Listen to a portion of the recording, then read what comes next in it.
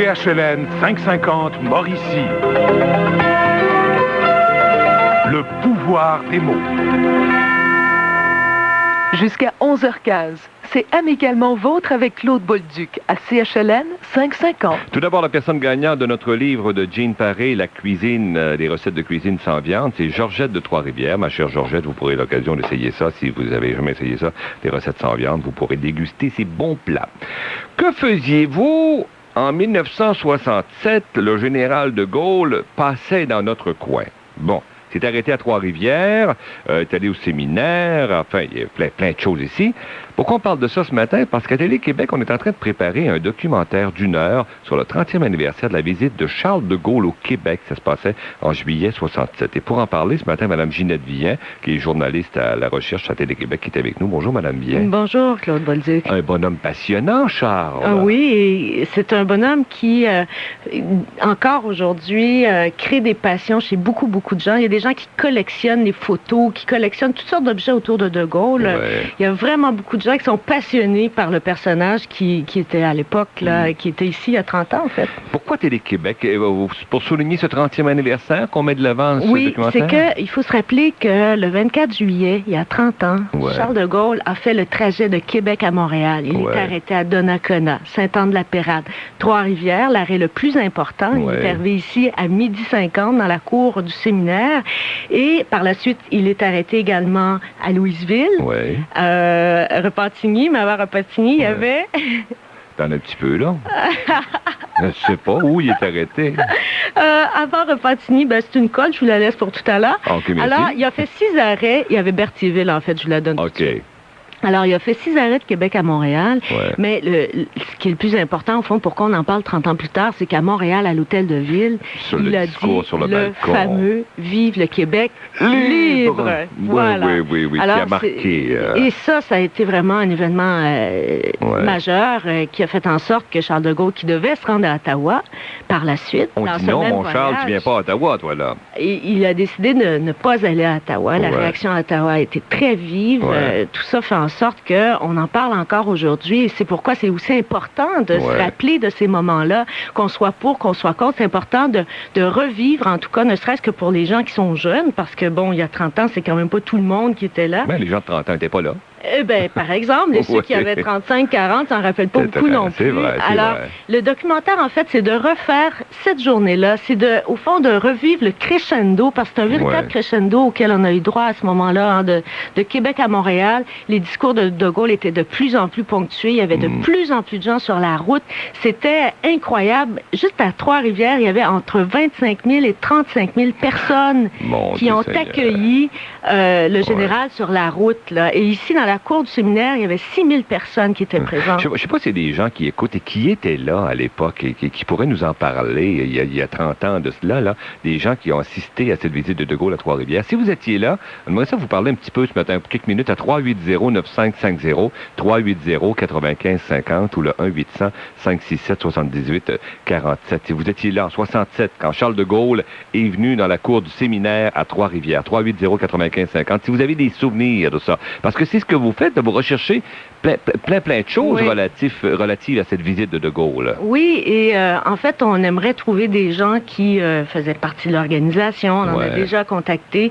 Il y a un monsieur qui s'appelle Georges Meyer, à qui j'ai parlé la semaine dernière, qui lui dirigeait à l'époque la Société Saint-Jean-Baptiste, mais pour toute la région de la Mauricie. Alors, il m'a expliqué comment ça s'était passé pour que les gens viennent, en fait, de tous les villages, des municipalités autour pour descendre jusqu'à Trois-Rivières en autobus fourni par les commissions scolaires. Ah, mon Dieu. Alors, il y a les gens de l'organisation. On avait du budget dans ce temps-là.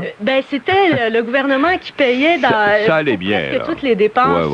Le gouvernement avait également, à cette époque-là, entre Québec et Montréal, sur l'asphalte. Sur le chemin du Roi. C'est ça. Il avait fait peindre des fleurs de lisier à tous les 100 pieds. C'est vrai, je me souviens de ça. C'était spécial. Vaguement, à 77, moi, j'avais 15 ans à l'époque. Mais je me souviens, ça m'avait frappé, ça, de voir le chemin du Roi avec toutes ces fleurs de lisier un petit peu partout. Est-ce que vous étiez là? J'étais à Québec, moi. J'étais à Québec à ce moment-là. Ah oui, donc vous étiez peut-être quelque part. Là, quelque part, mais je ne sais pas où.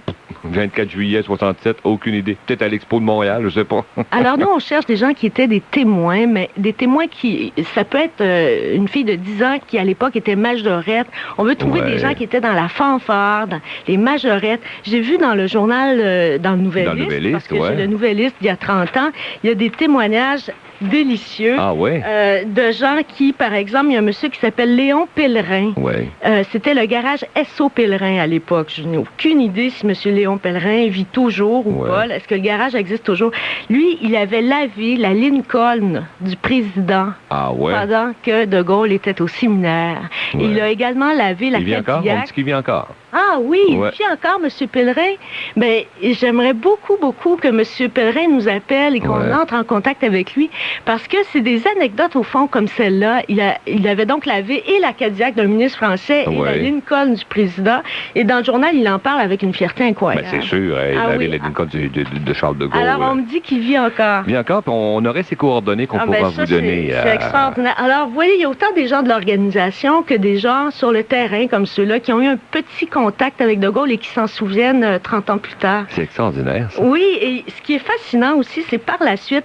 Alors, j'ai envie de vous lire un extrait. Oh mon Dieu, oui. Et il y a Édouard Paquette qui est de l'autre côté. Édouard, écoute bien ça. Dans le Nouvelliste, en 1967, il y a 30 ans de cela, écoute bien ce qu'on écrivait dans le Nouvelliste. Alors, c'était le 26 juillet 67, c'était à la suite du fameux Vive le Québec libre, n'est-ce pas?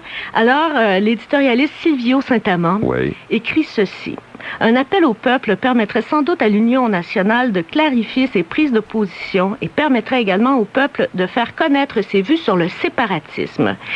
Il serait sans doute nécessaire que ce scrutin soit accompagné d'un référendum sur l'indépendance. Êtes-vous favorable ou non à l'indépendance du Québec? Un choix s'impose plus que jamais. Nous ne pouvons rester éternellement sur la clôture. Ça fait 30 ans. M. Saint-Amand écrivait alors la question la plus simple, et 30 ans plus tard, on est encore sur la clôture, mais c'est fascinant quand même. Il disait pas, lui, c'était 50 plus 1 pour que ce soit accepté? On n'en était pas encore. On n'était pas rendu là encore. Là. Et ce qui est fascinant aussi, c'est qu'à l'époque, il y avait des vox pop dans le Nouvelliste. On demandait aux gens, qu'est-ce que vous pensez de la visite du général? Et on donnait le nom et l'adresse, ainsi que la photo des gens à qui on posait ces questions-là. Alors, tous les jours dans le Nouvelliste, on pouvait voir ça. Par exemple, ici, que pensez-vous de la visite du général de Gaulle au Québec? Alors, il y en a un qui dit, M. Roger Bertrand, qui était du Cap-de-la-Madeleine, il était vendeur. On écrivait aussi la profession. Alors, lui, il dit, il aurait pu rester chez lui. Comme chef d'État, d'accord, mais que ça coûte si cher au gouvernement provincial pour le recevoir. Alors là, je ne suis plus du tout d'accord. Je ne crois pas qu'au point de vue économique, cela puisse nous aider. Alors, il répondait ça, et il y avait son nom qui était écrit. Il y avait des gens aussi qui, comme par exemple, Madame Jean-Noël Morin. Parce que, évidemment, les dames à cette époque-là portaient le nom au complet du mari.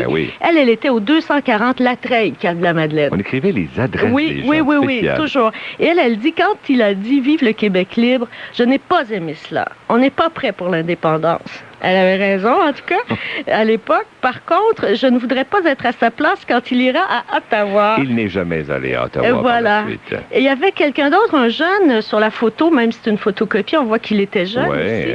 Monsieur Michel Guy, qui lui était au 827 quartier Trois-Rivières. Il était journalier. On disait ça à cette époque-là. Hein. Alors lui dit, c'est une bonne affaire. Les communications entre le Québec et la France vont être meilleures. Là, il avait raison, parce que ça a été le début de toute la coopération entre la France et le Québec. Et il dit aussi que sa visite va apporter beaucoup de changements au point de vue culturel et économique. Le séparatisme ne va pas nécessairement arriver avec De Gaulle. Puis il n'est pas arrivé avec De Gaulle non plus. Et voilà. Alors, il y a plein de témoignages comme ceux-là qui sont vraiment passionnants et des gens qui avaient des points de vue assez diversifiés. Et là, vous êtes chez nous aujourd'hui pour justement recueillir toutes ces informations de quelque endroit qu'elles proviennent, là. Alors, moi, je vais être au bureau de Télé-Québec aujourd'hui et je donne le numéro de téléphone. Allez-y. C'est le 371-6752. 371-6752. Alors, je suis ici toute la journée avant de poursuivre. Moi, je fais le trajet à l'envers. Je pars de Montréal et je m'en vais à Québec. Je fais l'inverse de ce que Charles de Gaulle a fait il y a 30 ans.